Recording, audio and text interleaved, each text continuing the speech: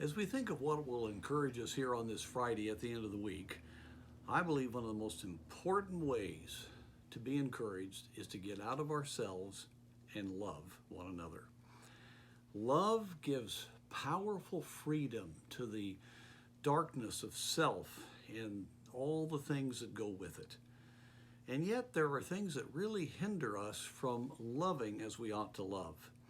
A verse that often strikes me is 1 Timothy chapter 1, verse 5. Now the end of the commandment is love, agape love, charity, out of a pure heart and of a good conscience and of faith unfeigned. And so three things that can keep us imprisoned in self and keep us from the freedom of love, that liberty of the Spirit, it would be, first of all, not having a pure heart.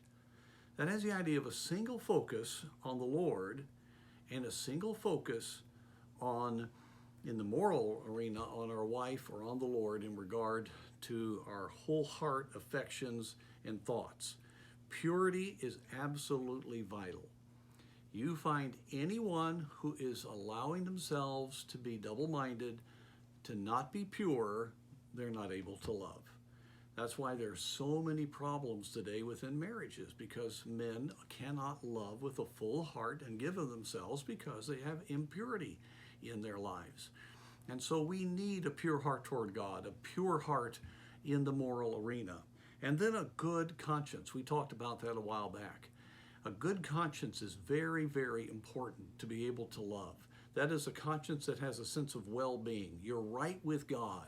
In other words, you're not focused on yourself and your needs, and it isn't pricking you, but instead you're able to focus on others. Plus, a good conscience means that you're right with God and are empowered by the Spirit, because the fruit of the Spirit is love. And you really cannot love, be freed of self, without the power of the Spirit. And so pure heart, good conscience go together. And then the final aspect of this verse, faith unfeigned. All of this is a trilogy that overlap. The idea of unhypocritical faith. In other words, you're believing God. You're not acting like you're a person of faith. You really are a person of faith. I mean, you're not going through form. You're just not doing what everybody else thinks you ought to do. You really believe God, and you're genuine, you're sincere, and there is not hypocrisy in your life. You're not covering an impure heart. You're not covering a bad conscience. You are genuine, you're real, you're transparent, you are just really free to serve the Lord. And you are walking by faith. And so this is where love comes from. Love out of a pure heart, good conscience, and faith unfeigned.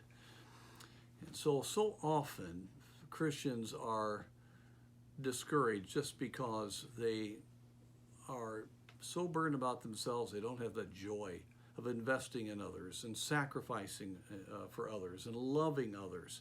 Love is the epitome of maturity, from faith to love. Now abideth faith, hope, and love. The greatest of these is love. We find there at the very end of 1 Corinthians chapter 13. So my friend, today I want to encourage you. Is your heart pure? If not, get it right. Get help if you need to. Got something wrong with your conscience that's making you a hypocrite? Well, then you can get that settled by getting right with God and getting right with others if you need to do that. And then, are you walking by faith, or are you just putting it on? We don't need image Christians today. We need real Christians today. And my friend, if you'll settle those, and they all go together, it's just a matter of getting right with the Lord, letting the Spirit of God have control, you'll be energized to get out of yourself, get out of the darkness, get out of the cloud, and be able to really invest in what will thrill you and will last for eternity. So may God help us live a life of love.